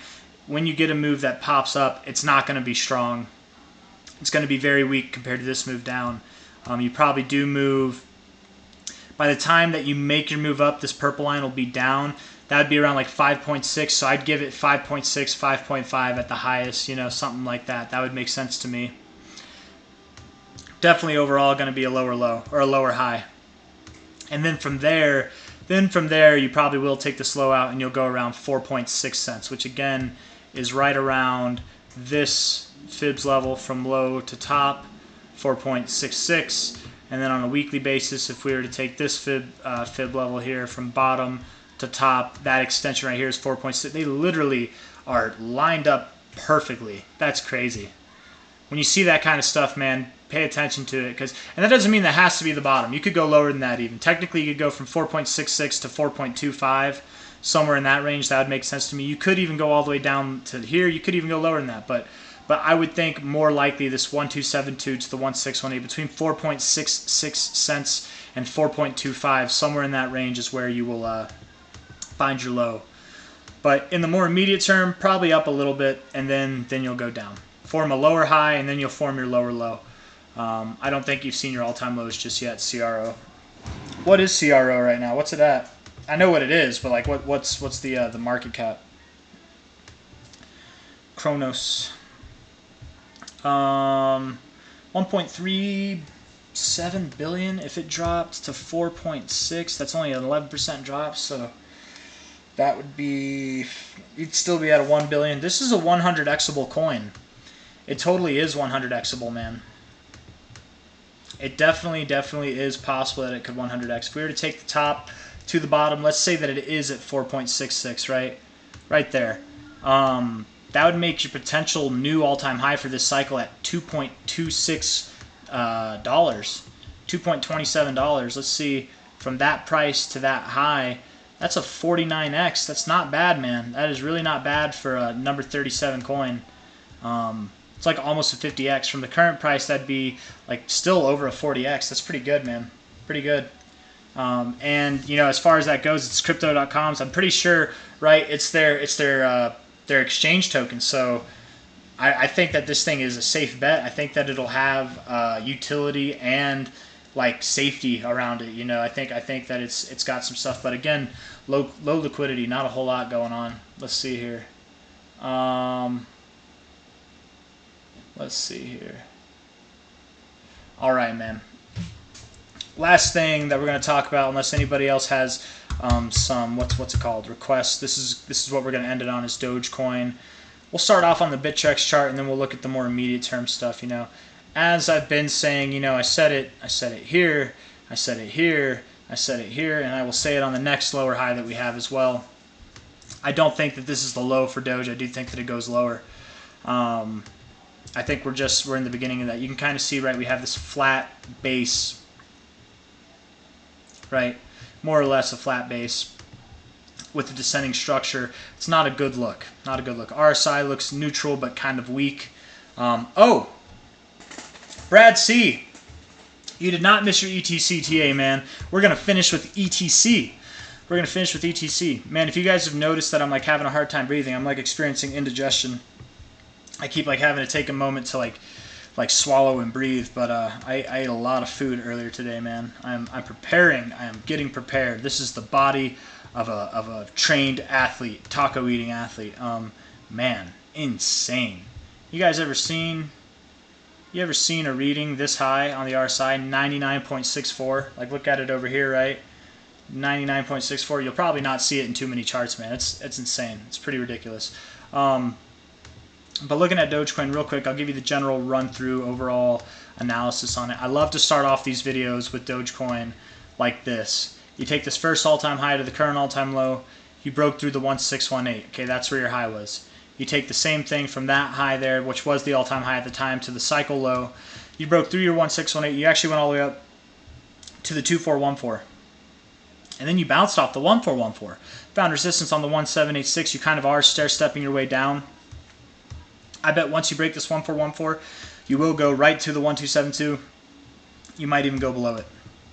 And I would expect that you do go below it, but at least to the 1272 at about 3.8 cents. And look, even you bounced off the 1414, but you went a little bit below it, didn't you? So you could go just a little bit below the 1272. That's not totally out of the question. But from this high to, let's just say it doesn't go lower. Let's say it doesn't go lower. Let's say it stays there.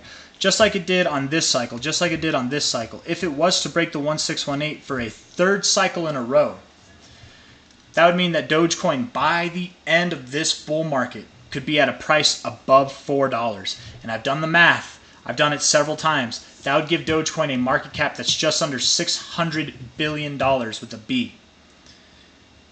And that is very high. That is a very high market cap. But of most coins out there, I know it seems silly, man, but I think that this one actually is deserving. I think that it is possible that it could see that. It's a very decentralized coin. Beyond that, it's an OG coin. Beyond that, there are plenty of billionaires that advocate for it. Elon Musk, Vlad Tenev, and Mark Cuban all like it. Mark Cuban, man, you can catch him. Look it up. Mark Cuban says Dogecoin is better than Cardano. Okay? Not that he knows everything about crypto. I'm just saying, man, like it's got people with some big bags that believe in it, okay? And then just looking at this on the long term, like it's one of the most bullish charts in crypto, man. You've got higher highs, you've got higher lows. It just looks good, man. The way I drew it there, it even kind of looks parabolic. But who knows if it does break its all-time high? I think it does. But we'll see. You know, time will tell. At the moment, I do think it goes lower, and with that, we're going to go into the more immediate term charts using the Binance chart because there's a lot more volume on it, more significant readings for sure. more accurate price analysis. Looking at it on a monthly, we are having a month that could be the lowest monthly close that we've seen since October of 2022, almost a year ago. And we have 10 days and 20 hours, essentially 11 days left in this month. If we go, let's see, if we go just a little bit lower, if we drop 3.6% over the next 11 days, essentially, we could see the lowest monthly close that we have seen since March of 2021, which would just be intense, man. I think that at that point, it would be irrefutable, undeniable, a lot more solidified that this low is going to be taken out. It's completely possible, right? Maybe not irrefutable, but a lot more likely.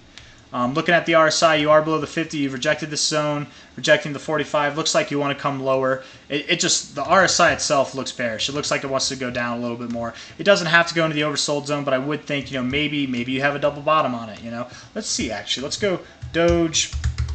I know I said we were done looking at this one, but let's go back Doge USD on the Binance Bittrex chart. That is the lowest that you've had. What's it done in its previous bear markets? Let's see. Down here, you had a slightly higher low. Down here, you had a lower low. And that was your low itself. I don't know. Maybe you come back down around these lows. Maybe you have a higher low. Maybe you have a lower low. I don't know. But I do think right now it looks like you want to go down. It looks like at the moment you've got high, lower high, lower high, low, lower low. You're probably going to form a lower low. And I would think that would take you to the lowest close that we've seen since March of 2021 in over 2.5 years. And likely that would promote price action to move below this low even here. It does look like you have a flat base with a descending kind of range. It's like a descending triangle. That's not a good look. Looking at it on the weekly, going back to the Binance chart, Doge, USDT, the most volume in the world is on this chart right here, guys. That's why we're using it.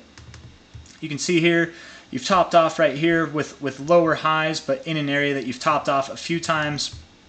And each time you've done that, what have you done since you're in this area? Well, you formed a lower low, a lower low, lower low. And we don't have the lower low yet. Will this be the first time that we don't? I think that we do. And in fact, if and when we get a lower low, I bet we'll be near this oversold zone. We might bounce right off it. But more likely than not, I would think we go into it. And with that, with getting down in these areas to begin with, even in these areas to begin with, we're going to see bigger moves for Dogecoin than we've seen throughout this whole range. The biggest candle we have so far is this one. That was a 26% move. If we were to move 26% from here, that would take us lower than the current cycle's low. And I don't think that we're going to move 26% down right now this week. We could, but as this thing moves lower, likely by the end of the month, whenever it's below these low closes here at 5.7 cents, which coincidentally is actually right where I have it, I would think that we have a move that takes us more than 26% down in a week's time.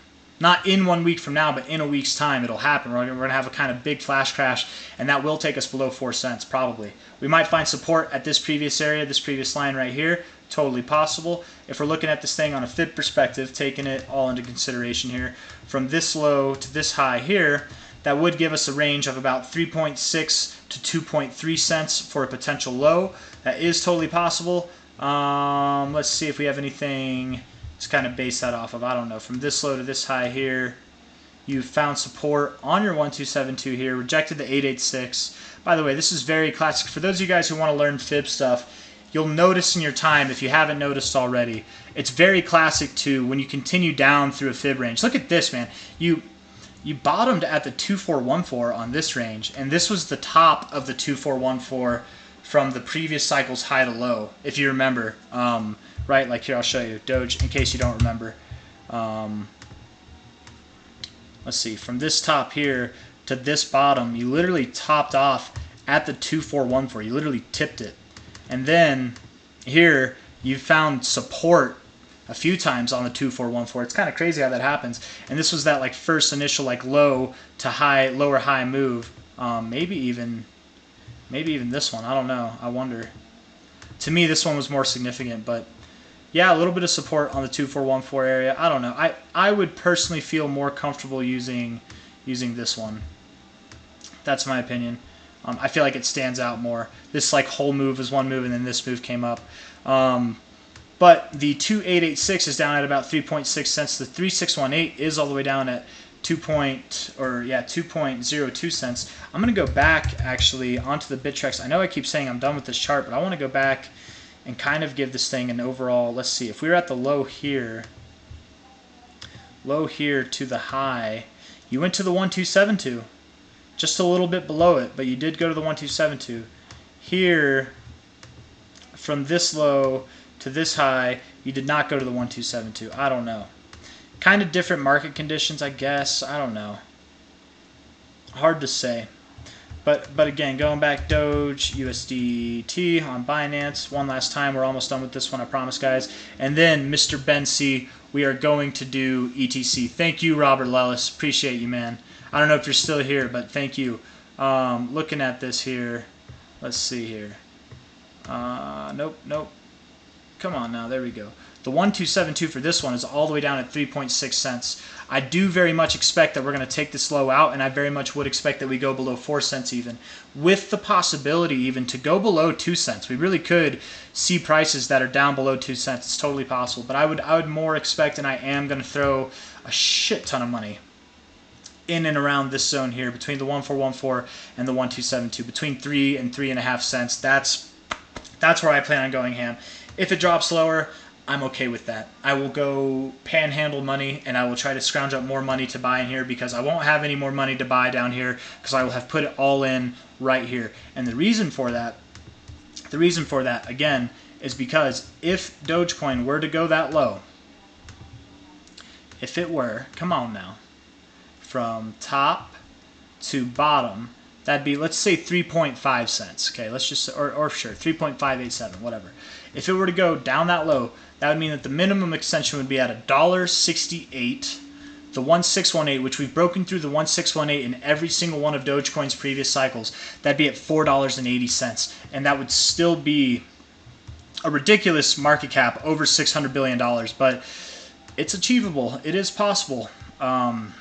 If any coin could do it, man, I think Dogecoin really could do it. But it might not do it. You know, maybe it doesn't do it. Maybe this is the first cycle where Dogecoin doesn't break above its 1618. Could it break above $2.50 though?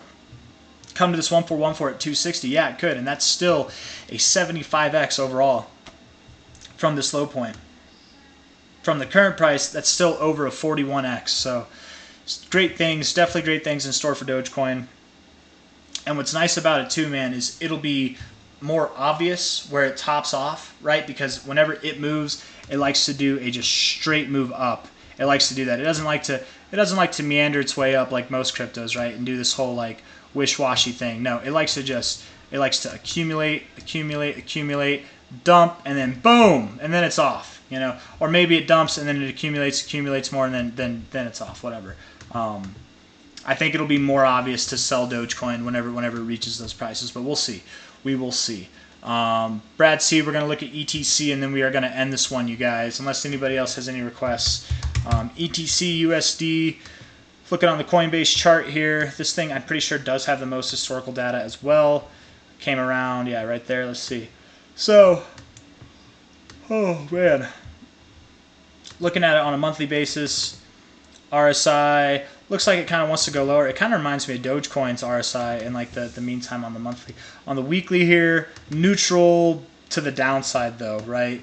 You are getting higher highs in the RSI while getting lower highs in the price. That is an indication that you're in a downtrend, which, I mean, the price is already showing that, right? You're in lower high, lower low territory. This is hidden bearish divergence. I would expect a move that takes you below this low here. I don't think this move is down. I would expect that you go lower. Where do you go from here?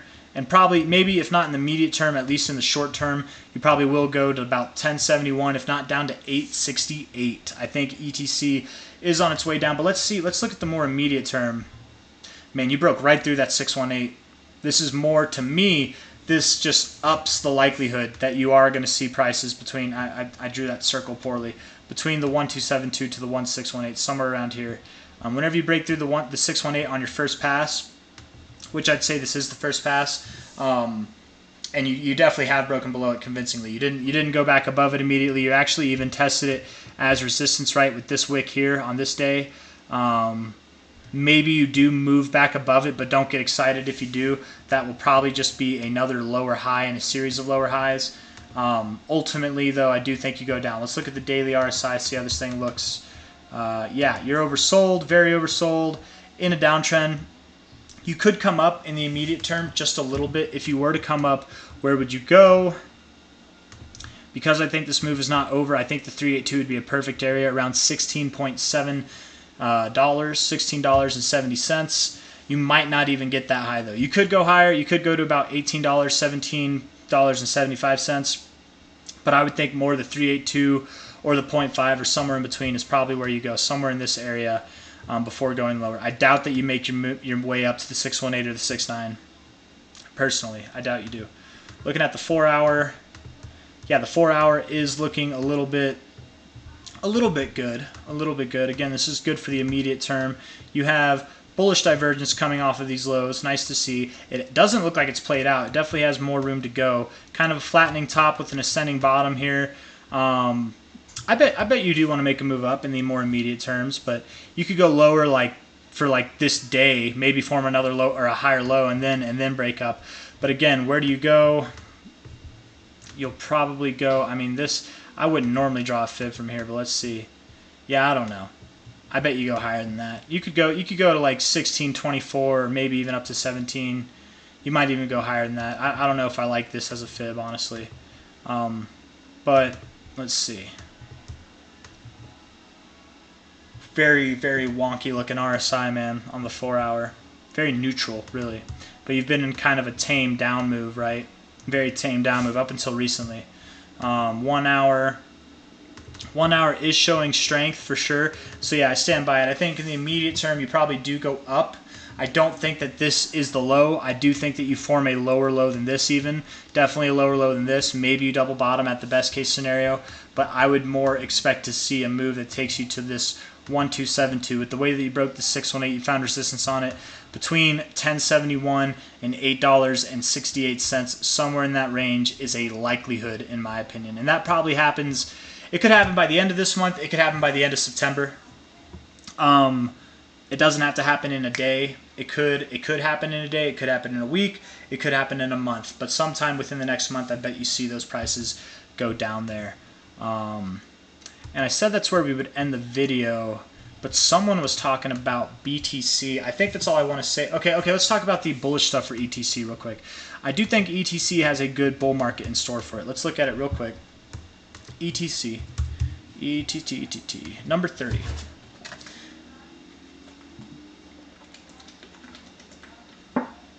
A market cap of $2.2 billion with a B. That's great, man. Overall on this chart, it is bullish. You've got higher lows and higher highs. So what if the immediate term looks a little bit more bearish? You've got higher lows and higher highs. That looks great. You've had a kind of flattening base before and still did phenomenal things, kind of like you do now. Whatever. It looks good. From top to bottom here, I would expect, you know, if this is the low, maybe it's not, but I think that this could be the low. If that's the low, that I would expect that ETC could see a price all the way up at $360, if not $900 by the end of this cycle. Let's see if that makes sense. Let's see. That would be a 53, 54, let's call it a 57x. 57x from 2.2 billion, that would be over $100 billion. Could ETC do that? Yeah, I think it could. I definitely think it could. It might not. Maybe it doesn't see the 1618. Maybe it only sees the 1272. That would still be a 22x. That's 23x. That'd still be really good. Let's look at this here. Top to bottom, you went up to your 1414. So yeah, I mean maybe you even go in between that, right, to your 522 area, which would be a 33x, 34x. So I would say anything between like a 20 to a 57x. 22 to 57x is totally possible for this thing from the current price, let alone if you snag it at lower prices. So this thing could do better than Dogecoin in this current market. You know, it really could. I don't know if it does. You know, on a market cap basis, Dogecoin will achieve a higher market cap, but overall growth, ETC could be a really good play, man. You are finding support at the moment, right, at previous areas of resistance. Draw a line there, previous areas of resistance, finding support on it. That's not a bad look. Higher lows, higher highs. What do you do after you find higher lows? You go to find higher highs on a monthly scale, man. I do, you know, being bearish in the beginning of this part, you know, I wouldn't be surprised if you kind of continued this overall uptrend, right? It looks good to me. So prove that wrong. Really what you'd want to do to prove that wrong is get a month that closes below about, I guess get a month that closes below these lows here. Get a month that closes lower than $12.65. You can go below $12.65. That's okay. But if your month closes above it, then you're still safe, right? If it closes below it, then you might be in some trouble, and we'll go from there. Maybe you don't go as low as I was thinking before. Maybe you don't go to the 1272 or the 1618. Kind of hard to say because the monthly does look good, but I don't know, man. It really is hard to say. I want to say that this would go into the oversold zone, and if it was to go in the oversold zone, you probably do see this extension play out at a minimum, which would take you to about 1071 to 868. So that's not necessarily a good look. To be fair, though, you still would have higher lows overall. Let's look at this here. Let's see. You did break out of this trend. Well, you have 10 days and 20 hours left, but I bet you are breaking out of this trend. That's okay, man. You can break out of the trend. Who cares? Whatever. But with something like that, you probably would see a more significant move. Maybe you do break out of this. I don't know. That's okay. If you do, technically, at that point, your extensions only get higher, right? Let's say it went down to about $11, right? Or something like that. Yeah, like down here. Your minimum would be at 371. Your maximum would be at 968. Similar price areas. But I don't know, man. I don't know. I would say this. If and when you go down here, if and when you go probably to this like previous high close here, or maybe even down here at about 865, wherever it is that you end up, whenever, you know, we'll pay attention to this, but wherever the low ends up being, because I don't think you found your low yet. I do think you go lower. You have potential to prove that wrong. There is potential to prove that wrong, but I don't know if you do, man. I really don't know if you do. Wherever the low ends up being, watch how we react with the 618 whenever it's time. That might happen, probably won't happen by the end of this year, but that might happen sometime next year. Let's see how we react with the 618. If we can break through that on the first pass or reject it and break through it on the second pass, likelihood would be that we do see a price above $370 and potentially even up toward $1,000. But if not, if we reject it once, we come up to it a second time, reject it again, we might be in a lower high macro scenario, which wouldn't be encouraging at all. So I wouldn't like to see that. I would personally expect that ETC does see new all-time highs. I want to see ETC, USDT on Binance. Let's look at the volume. Not a whole lot of volume down here, man. Sad to say. It doesn't need a whole lot of volume. You could just continue to build, but you probably do come down. You probably do come lower than this. And I would say at first, you know, let's just see how you react with this level here. But you might even go down to this level here, somewhere between about 1134 and 866, which again, if you take this bottom to top here, that's, you know, that's kind of right in that sweet spot, right at the 6.9 area.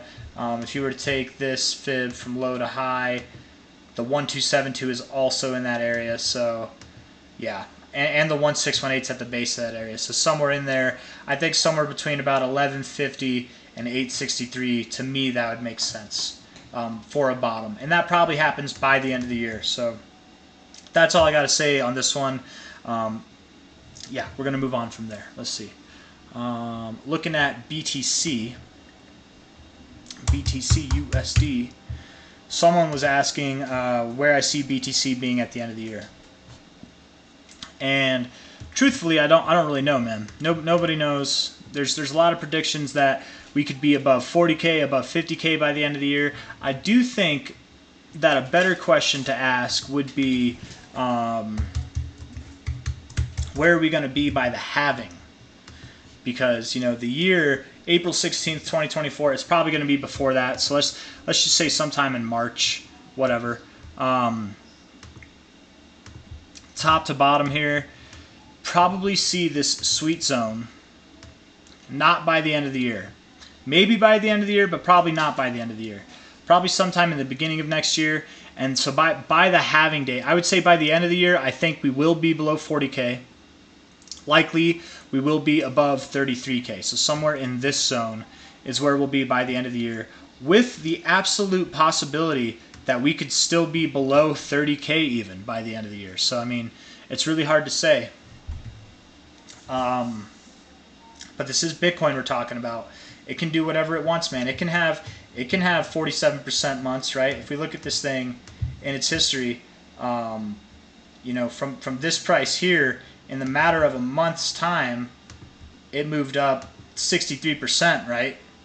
So I mean, you could definitely move up to, and that would be at 42K. So you definitely could move up from this price up there before the end of the year. It is possible, but I don't know. I personally wouldn't expect prices to be above this area. And I would more think, I don't know, man. I think, really hard to say. Really, really hard to say. Let's see.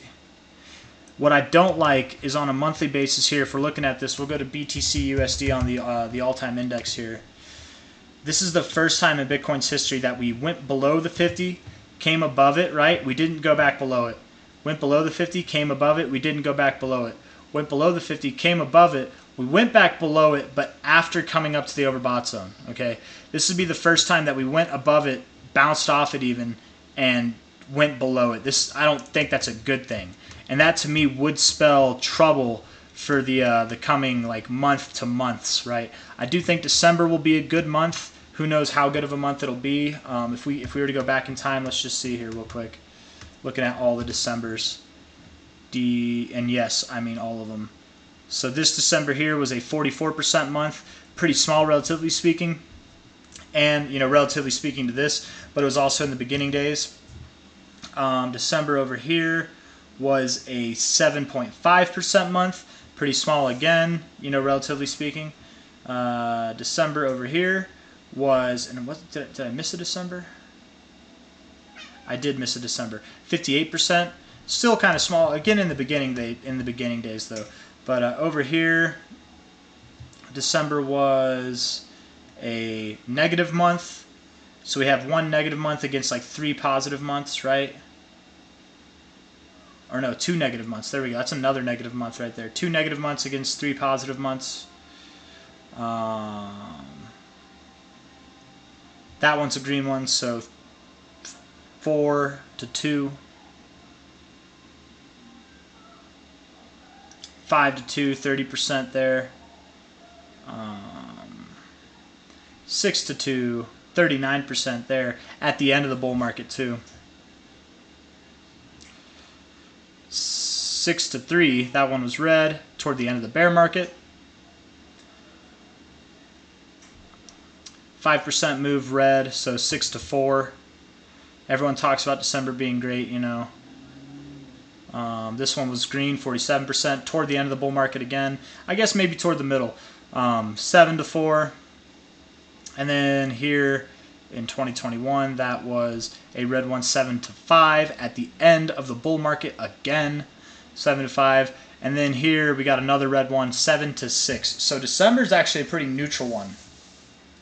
I would expect, because we had 2 red Decembers, I would expect that this December is going to be green. Everybody talks about September being red. We can go back and do that too. I know it's kind of boring, guys, but just bear with me. Red month there, that's 1 month. Red month here, that's 2 months. Green month there, so that's 2 reds to 1 green. And then we've got a green month there. It's kind of neutral though. We'll just say we'll be I want to call that neutral. We'll say 2, 1, and 1 as a tie. 2, 1, and 1. This one is a red, so that's 3 reds to 1 month. This one here is a green, so that's 3 reds to 2 months. This one here is also green, so that's 3 and 3. That's tied up. Here we are. That's 4 to 3, red winning. And then we've got September here, 5 to 3. September here, 6 to 3. September here, 8 to 3. September here, 9 to 3. And September of 2022, 10 to 3. Okay, so we've got 10 red Septembers, 3 green Septembers, and 1 neutral one. But I will say, most Septembers, no problem, Brad. Most Septembers, it looks like were small red months. They were like 7%. Everybody is expecting this September to be red. And we've been in the longest streak of red Septembers that we've ever seen. I promote the idea we could see a green September, you guys. We actually could. And maybe September does start off red. Maybe we actually open the month and we go lower. Maybe we even go lower than this low here. But by the end of the month, we could have a very big wick to the downside and come up. Maybe it is red. Maybe it ends up being red. But overall, you could see like more like this month here, where it was a negative 6% month. You went down, but really what you did was you came up by the end of the month and you had a bigger wick than you did a body. We could see something like that, or like this one here, technically a red month, but overall kind of a bullish month, right? I guess it was bearish because that was the top, but you get what I mean. It's got a very big wick to the bottom. I would expect to see something like that. Either a month where we come down. I'm going to try to draw a straight line here, man. Let me do this again. Where we come down, and then we come back up and close. Maybe we close in the red, something like that, right? Kind of a bad looking thing right there, whatever. Or where we come down and then we actually go green. September might even just be a straight green month. I don't know. Those are all horribly drawn lines. You get what I'm trying to say though, right? But everybody and their mother seems to know that September is going to be a bad month. I've actually had people who don't know anything about crypto. They ask me for advice, and I don't give people advice on crypto, man. You know, I tell them what I think, but I really try not to give advice. I always tell them make your own decisions, do your own research. You know, like ultimately it's your money. But I've had a couple people who I personally know tell me that they know that September is going to be a red month because it historically is a red month, and I'm like, well, if you, Mr. Einstein, who you don't really pay attention to crypto at all, you're just in it whenever it's a popular thing on the media. If you know that September is going to be red, that makes me think that the media has trained people, programmed people to be prepared for a red month in September for Bitcoin, when really it's probably going to be a green month or a good month, or you know, maybe we open up red, confirm those fears, and then come up and close green. September could be the month that we see the final flush out of this down move, and then we start to build up toward the end of the year. And this is all circling back to the question of where do I think Bitcoin's going to be by the end of the year? Something like this actually might be what we see. And that would take us at around 36 to 37K. I don't think we break 40K. I don't think we break 40K. But we very well likely will be above, I would say, 34K. I think that we will be above 34K.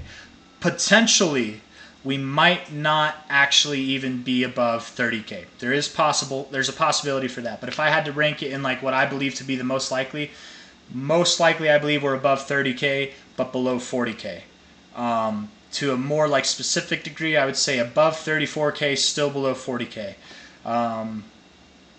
Do I think that we'll be below 30K? It's possible, but I would say less so. Do I think we're going to be above 40K? It's possible, but I would say less so. I do think specifically, if I had to be like really try to be precise, I'd say close to like 34 to 38K, somewhere in that range. The midway of that would be 36K, something like that. I would expect that. And let's just see from top to bottom. That 618 area is at 38K to 43K, so I don't think that we see that. I think that we could be in between this green zone and the 618, making our way up to it, but maybe not quite to it by the end of the year. By the halving, by April of 2024, however, by April, I would expect that we are above 50K. I personally would expect that we're above 50K, maybe even above 60K. I would think that we would be back near the all-time highs, and the main reason for that is, you know, if we were looking at, what was it, May? Was it May? Maybe not, man. I don't know. May here. The halving was here. Okay, well, I guess here, this is a bad example, but you know, the all-time high was at 19K. In May, which was the halving date 2020, that was the halving date, the last halving cycle. That was about halfway through from the all-time high. That was about halfway to that. The all-time high right now is at 69K, so halfway to that would be at 35K. So maybe, who knows, man? Who knows? Maybe not. I don't know. The last halving date that we had before that was, what was it, like March? What was? Let's do this again, man. BTC halving dates. July 2016. July here again, you had your top around 1252, 1242, and then July you had your top around 789, so a little bit over halfway on that one as well. And then you actually like went down afterwards. You moved sideways, you moved up a little bit, but you went down afterwards. From top to bottom, you were above the 618 here. You went up to the 786, but that still puts you around the halfway point here. Where on this one, if we were to go from top to bottom, and we were to do the 618, that would be, I don't know, that's still a little bit above the halfway point, right? I guess that could make sense by the halving. We could be in this area, maybe even up to the 786. So I take it back. What I would say is by the halving, I think that we're not even going to be above 50K. By the halving, probably above 40K, but not above 50K. That's what I would expect. By the end of the year, probably not above 40K, but above 34K. That's what I would expect. So I don't know. That's all I got to say, guys. It doesn't look like I got any more requests. You know, this thing has gone on long enough. I hope you guys enjoyed it. You know, I always like doing these live streams. And yeah, I'll see you guys on the next ones. I'll make some videos, you know, tomorrow. Maybe I'll do a live stream tomorrow. I don't know. We'll see. But I will let you guys know in the Discord. I appreciate all of you very much. Thank you for coming. And yeah, I will see you on the next one. Take care. Bye-bye.